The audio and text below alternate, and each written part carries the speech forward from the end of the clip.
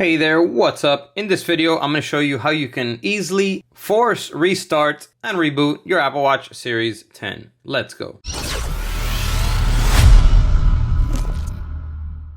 Welcome back to the video. My name's Sergio, and in this channel, I make life-saving tech videos. So if you're new here, feel free to subscribe and hit the bell while you're down there. All right, let's get to it. So you may want to force restart and reboot your Apple Watch Series 10. Maybe it's freezing up and it's not working properly, and you just want to perform a quick restart to unfreeze it and hopefully get it working normally again. So this is, I would say, the first step you would want to try to see if it fixes that issue. So how you force restart and reboot your Apple Watch Series 10 is super simple. Let's say that you're stuck on, on a certain app. Let's say you're stuck here on this app and it's not working properly. All you have to do is you're going to press and hold both the crown and the control menu button right here. So we're going to press and hold both buttons for a few seconds until you see the screen turns black.